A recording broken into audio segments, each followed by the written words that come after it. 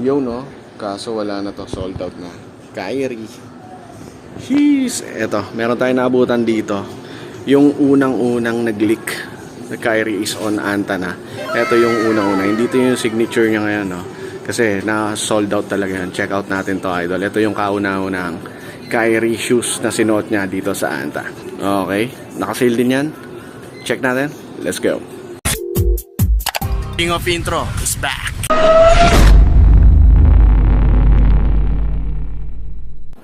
Yo, what's up YouTube? What's up mga tol? King of Intro is back. And nandito na naman tayo sa Anta Sports pero particularly here dito sa Glorieta para check out natin yung unang basketball shoes ni Kyrie Irving dito sa Anta, tol, no? Na nagulantang talaga before yung mga tao. Eto yan mga idol, no? And nandito si Kyrie. Check out natin, tol, yung mga colorway and naka-sale to, idol, no? Although hindi na natin nabutan yung Kai 1 tsaka yung talagang mga signature niya. Kasi ang bilis naman maubos nun. Pero eto, tol, yung mga unang sinuot talaga ni Kyrie dito sa Anta. Pero bago ang lahat, kung napadaan ka lang sa ating channel, make sure na mapipindot mo subscribe button na nandyan. Hit mo na rin yung bell notification para every time na may video tayo mapapanood mo. Huwag na natin patagalin to. Tara, check na natin. Papakita ko rin sa inyo yung mga ibang basketball shoes dyan, syempre. Ang dami nilabas na colorway ngayon ng Anta, no? Tara, let's do this. Ito, idol, yung Shockwave 5, no? Unang sinuot ni Kyrie Irving shoes dito sa Anta. Unahin na natin to. Ang ganda nito. Ng colorway nito, idol, no? Solid, no? Nakikita nyo, hindi to white, no? Parang medyo pagka navy blue oil or light blue rather. Ayan. Yung detalye niya, check out muna natin, idol. Ang daming mga colorways na nakikita natin. May purple dito, may red. Ayun yung Anta logo. Lacing system niya. And sa tang niya, idol. Oh. Shockwave 5. Okay. Ano na rin to, no? Yung boost technology or rather nitro edge na, idol. Sa kanyang outsole. Ayun yung pattern niya. Ang ganda. Carbon fiber na rin pala yung hulihan nito, idol.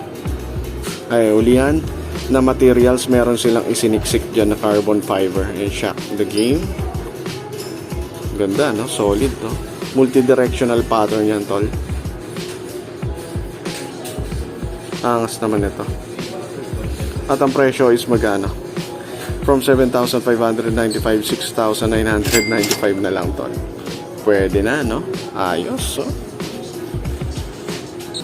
And kung mahilig ka naman sa mga simple na like a colorway na combination ng black and white lang, tol. Ayan. Angas pa rin, no? Ang ganda kasi ng materials. Napaka-premium. Yan, no?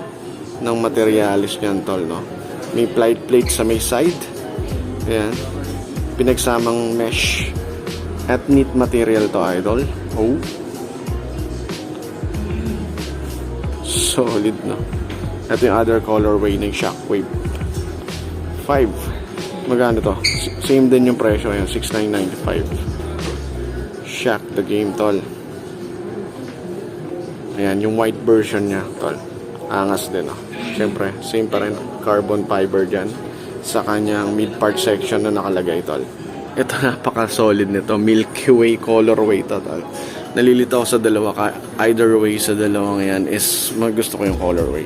Ito kasi pa Milky Way na datingan. Nakikita nyo naman parang universe na yung mid part section yan, tol.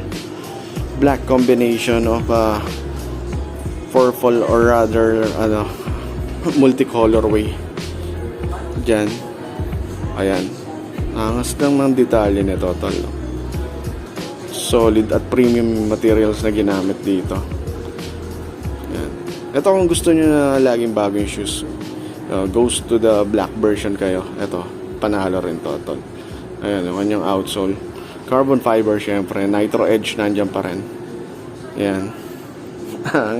Parang bagay sa akin to.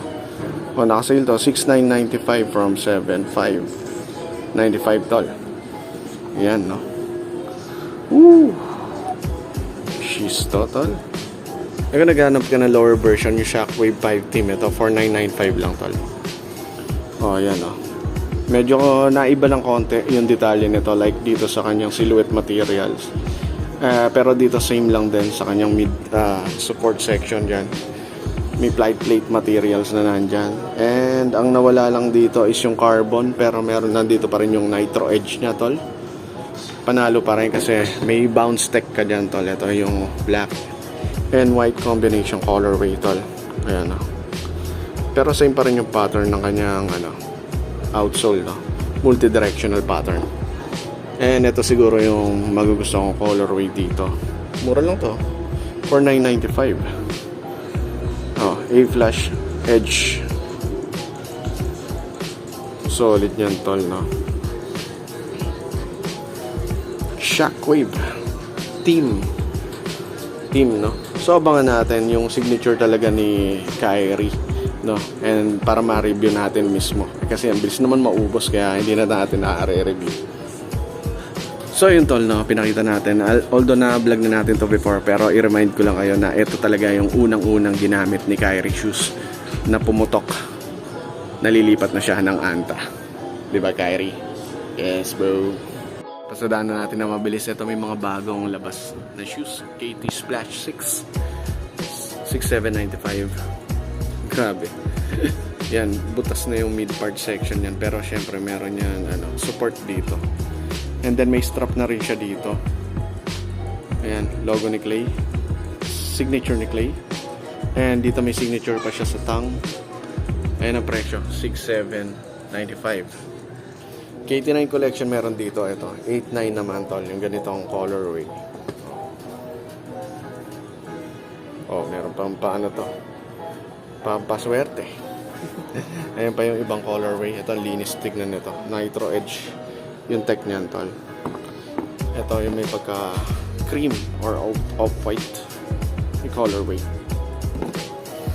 And then dito sa plastic, so meron ka rin makikita ganito. And almost triple black, tol. Ganda rin. Ganda. Ang dami palang colorway niyan. Ito pa yung isa, tol. Oh. Solid din, no? Oh, same lang yung presyo. Ito pa isa. Ayan. Ayan, no? Ito yung mga KT9, no? Ganda na rin yung colorways nito. Ano yun? 8,995. Ito pa. Ito parang GSW version niya, tol. Ayan, no? Ito maganda. Nag-sale to. 40% na lang, tol. Oh. Ayan na lang. 5,397 from 8,995. Ayan, no? Sale, no? Ito pa. Oh, sale yan, idol. Naka 40 off. Same lang daw yung presyo nila. Ito, kakaibang basketball shoes. Attack. Ganda nito. Anta-attack. 7,595 naman to.